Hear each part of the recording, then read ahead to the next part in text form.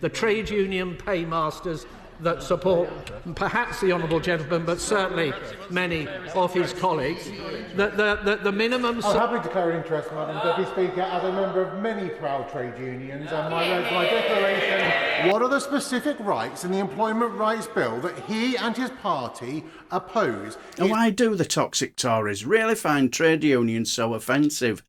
Well, during another opposition motion day to the Tories in the House of Commons, you know, where they moved away from roaring about taxing private schools to family businesses, where it was a wonderful opportunity for our Mel Stride to trash the economy, welfare, Labour, obviously, that goes without saying, and also the very popular employment rights. Well, Labour MP for Stoke-on-Trent Central Gareth Snell basically asked our arm-waving, grandstanding Mel Stride, what's your problem with working class people getting better employment rights?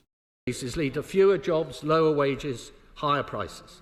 And this government, of course, piling on the regulation with its Employment Rights Bill. And we know that that increases the risk of employing people at a time when the employment market itself is softening, I will in a moment, and putting an end to flexible working practices, which benefit many businesses, but also suit many of the people that benefit from them, particularly younger people and those who are more elderly. Given this, it is astonishing that this Chancellor has launched a tax raid on family businesses, and I give way to the honourable gentleman.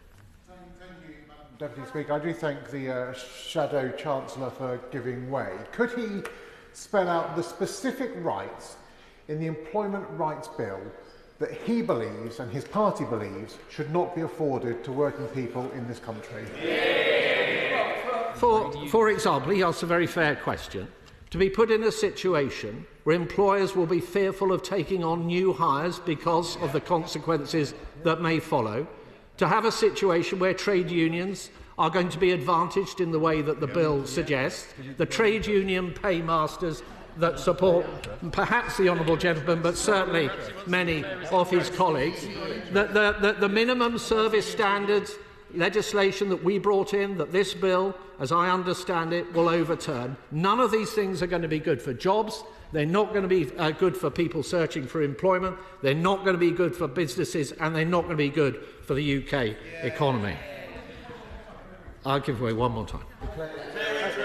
I'm happy to declare an interest, Madam Deputy Speaker, as a member of many proud trade unions, and my declaration is up to date and free for all to see. And I very much enjoyed the Shadow Chancellor's answer to my question, but perhaps I could pose it again, taking a lesson from his own lead, and he might want to answer it this time. What are the specific rights in the Employment Rights Bill that he and his party oppose? It's in the motion to say the Employment Rights Bill should be stopped. So what are the rights in that bill that he opposes working people having?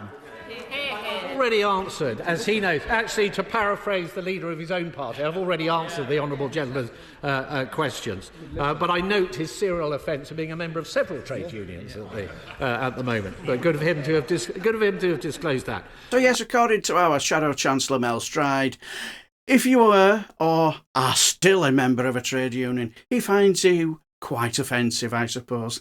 Yes, he thinks you should be grateful to have no protections whatsoever. You should be grateful to work 8 days a week, 25 hours a day. No home life to spend with your family or friends. No pleb.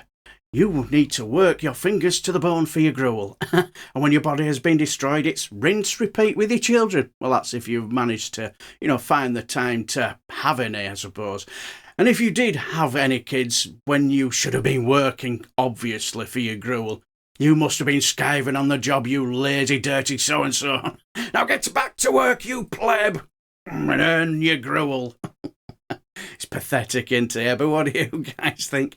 Let me know down below, and if you enjoy everything, House of Commons and Select Committee meetings, give us a like and subscribe, and I shall bid you farewell and take care, my friends.